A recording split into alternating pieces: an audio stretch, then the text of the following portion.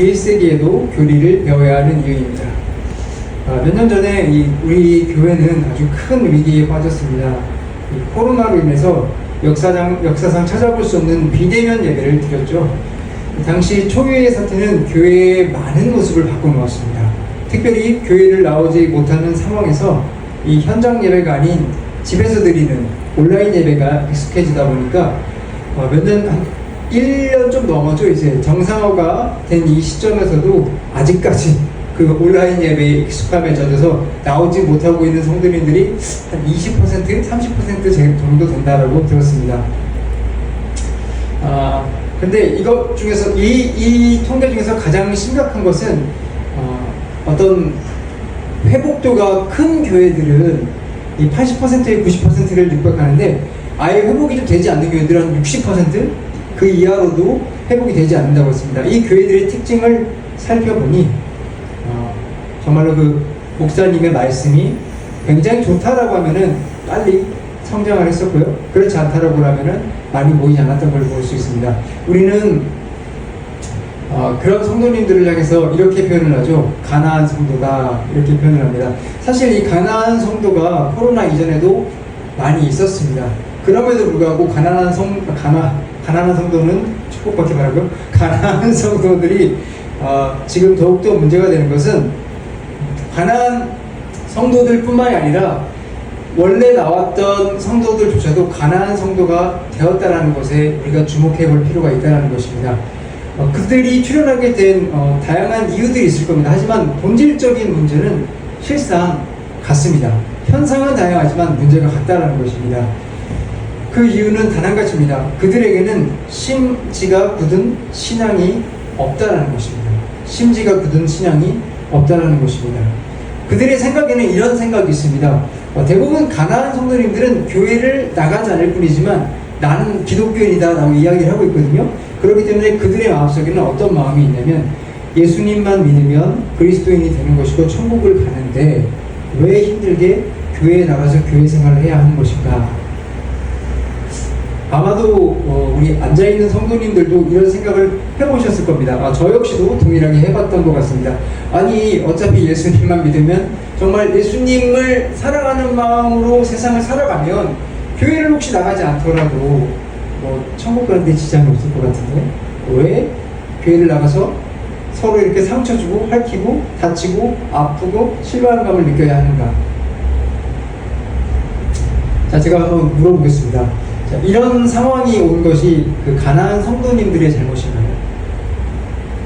아니면 그 가난한 성도님들을 괴롭혔던 어떤 그 집사님, 권사님 혹은 목사님이 잘못일까요? 사실을 좀 말씀드리면 사실 제 생각입니다. 이건 제 생각에는 그 두 분 중에 어떤 분들이 문제가 있다라고 할 수도 있겠지만 본질적으로 저는 그 잘못이 목회자에 있다고 생각을 합니다. 사실 그들은 저는 피해자라고 생각을 합니다. 교회에서 상처를 주는 사람들, 상처를 받는 사람들, 그들은 왜 생겼을까요? 그리고 상처를 받는 사람들은 왜 나갔을까요? 그 이유는 이 목회자가 이 본질적으로 교회가 무엇을 하고 어떻게 생활해야 되는지 정확히 가르쳐주지 않은 데에 있다고 생각합니다. 상처를 주는 사람이나 상처를 받는 사람이나 양쪽 다에게 정확한 가르침을 주지 않았다는 것입니다. 그렇기 때문에 우리 교회는 이러한 비극을 피하기 위해서 이젠 앞으로 이 교회가 무엇을 하고 어떤 것을 가르치고 있으며 어떻게 살아야 되는지 가르쳐줘야 합니다. 이것을 우리는 교리를 배운다라고 합니다.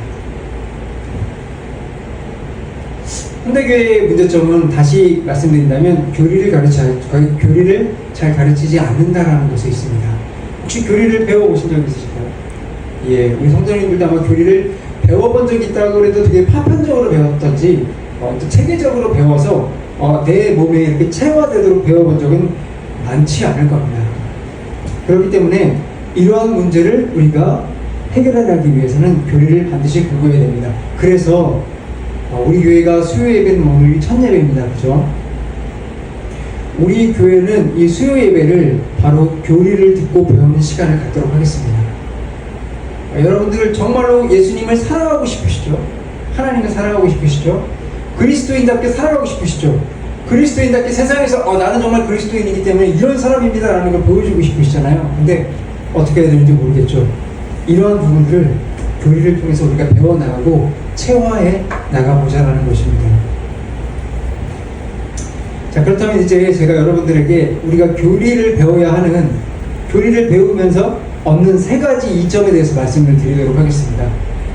오늘 우리는 이 교리에 대해서 이점을 듣고 앞으로 우리는 교리에 대해서 배워나갈 것이기 때문에 어떤 것을 배울 수 있는지 한번 배워보는 시간을 갖도록 하겠습니다. 첫째, 우리가 교리를 배워야 하는 첫 번째 이유, 신앙에도 개론서가 필요하다입니다. 대부분 이제 교회 다니는 성도님들에게 보통 얼마나 다니셨습니까? 라고 물어보면 평균적으로 20년, 30년은 아주 우습죠. 대부분 다 그 정도는 다녔다라고 얘기하는데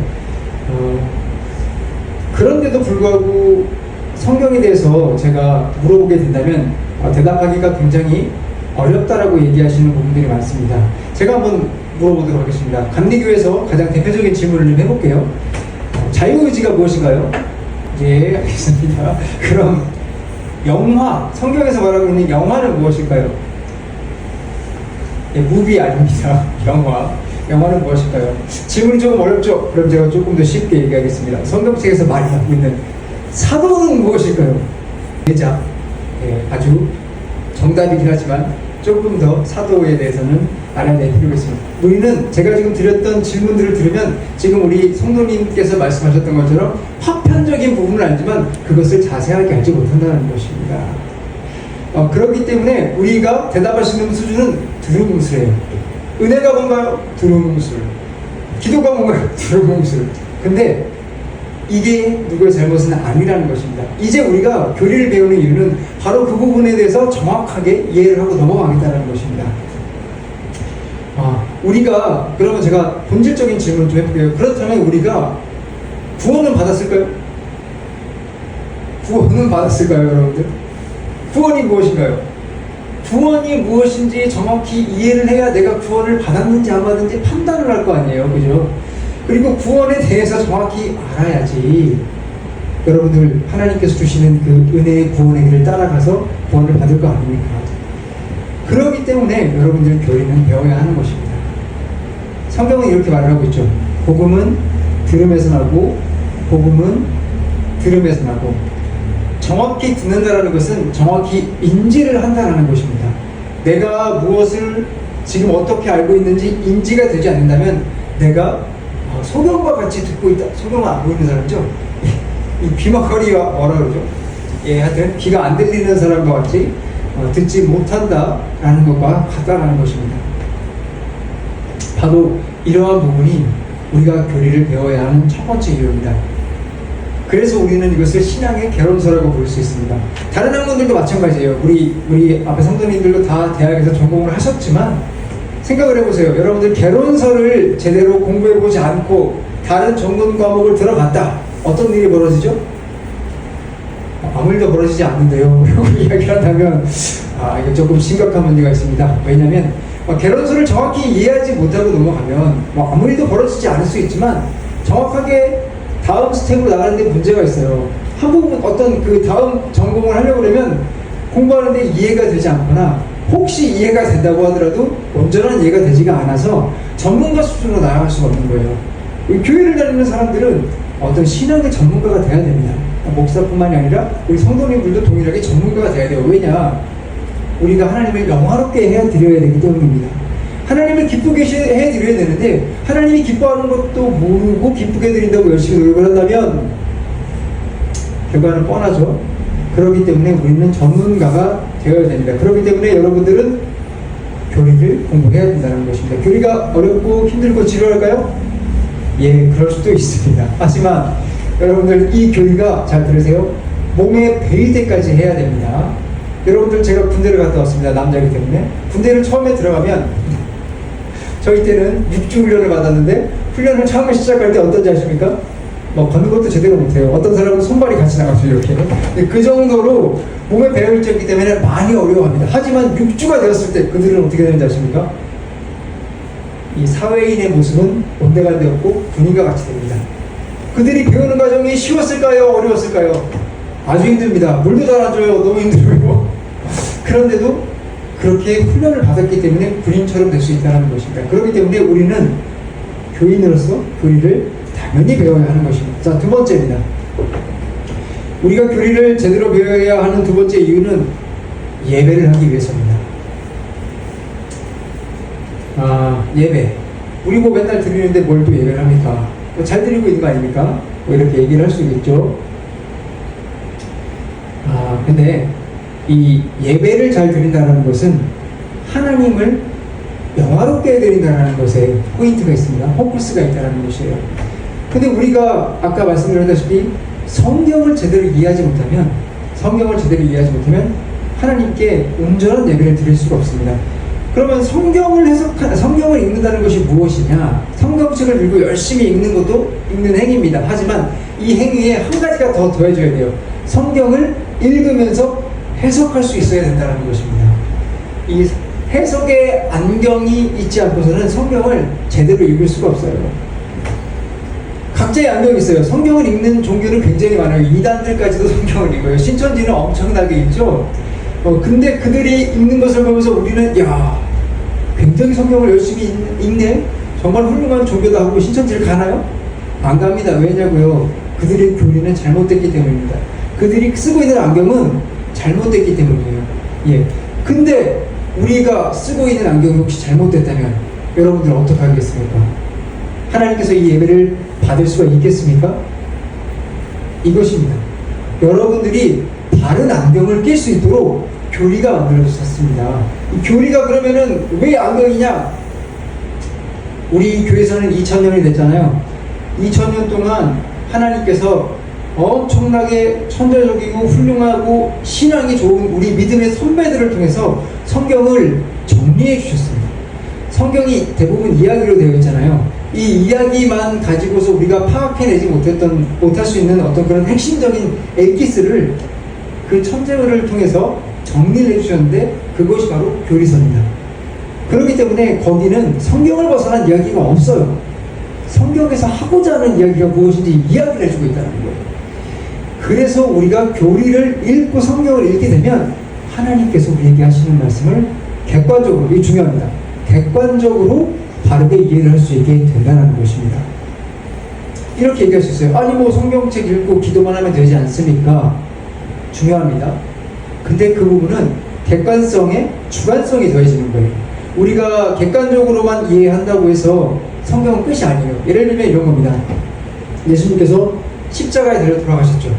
예수님께서 십자가에 달려 돌아가신 사건은 객관적인 사건일까요? 주관적인 사건일까요? 맞습니다. 객관적인 사건입니다. 그러나 우리가 하나님의 성령님의 은혜를 받으면 그 객관적인 사건이 우리에게 주관적인 사건으로 일어나서 구원에 이르게 되는 것입니다. 오해는 하지 마십시오. 성경책이 그러면 무용지물이 아닙니다. 성경은 하나님의 말씀입니다. 하지만 성경에 하나님의 말씀을 바로 읽어 나갈 때, 그리고 그것을 붙잡고 믿음으로 언약으로 기도해 나갈 때 하나님께서 콜라보를 일으켜서서 그 부분을 통해서 우리에게 역사하실 수 있다는 것입니다. 그렇기 때문에 먼저는 바로 먼저는 성경을 이해할 수 있는 교리의 안경을 끼고 바로 읽을 수 있어야 된다는 것입니다. 그렇기 때문에 여러분들은 성경을 읽을 수 있는 이 교리를 온전히 배워야 됩니다. 세 번째입니다. 우리의 삶을 신앙인, 그리스도인으로 살아가기 위해서 교리가 필요합니다. 우리는 설교를 오늘도 듣고 있죠.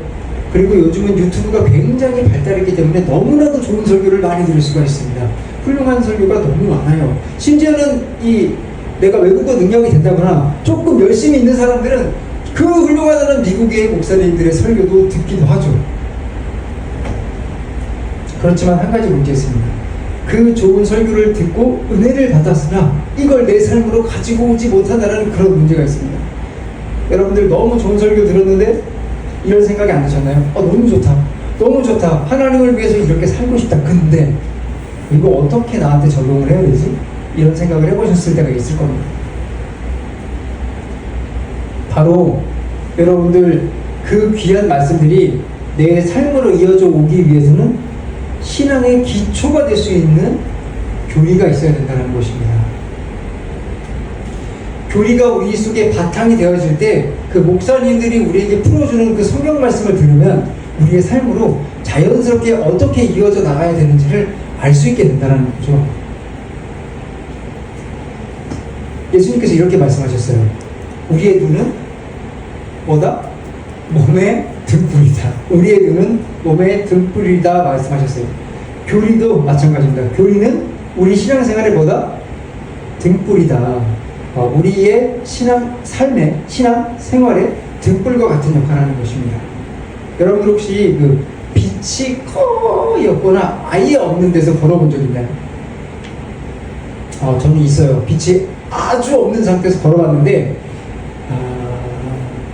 걷는 거는 고사하고요. 굉장히 큰 방이었거든요. 빛이 하나도 안 들어오는 큰 방이었는데 걷는 것은 고사하고요. 한 발을 들어서 어떻게 내려놔야 될지도 굉장히 무섭더라고요. 근데 우리는 하나님께서 이렇게 말씀하셨어요. 우리가 하나님을 알지 못하는 소경이다. 소경이 뭔가요? 빛을 아예 보지 못하는 사람이죠. 그런데도 우리는 이런 어두운 가운데서도 전혀 두려움이 없습니다. 그냥 세상과 부딪히면서 깨지면서 살아가고 있어요. 하지만 하나님은 우리에게 말씀해 주십니다. 빛으로 너희에게 온다. 예수 그리스도를 우리를 빛으로 보내주셨다. 우리는 빛이 있어야 그리스도인의 삶으로 승리할 수 있는 것입니다. 우리의 삶을 제대로 살아갈 수가 있는 것입니다. 그렇기 때문에 우리는 교리를 공부해야 됩니다. 제가 세 가지를 다시 한번 말씀드리겠습니다. 우리의 신앙의 개론서, 우리의 기초가 되어주는 것이 교리입니다. 그리고 하나님을 바로 알고 바로 예배드리기 위해서 교리는 필요합니다. 마지막으로 우리의 삶을 정말로 신앙인으로서 살아가기 위해서는 교리가 필요한 것입니다. 여러분들 마음속에 오늘 말씀을 통하여 정말 교리를 철저하게 한번 배워보고 싶다는 생각이 들었으면 좋겠습니다. 교리는 우리의 신앙의 기초입니다. 모래 위에 집을 지으면 무너집니다. 그런 생활을 해보셨나요? 저는 해봤습니다.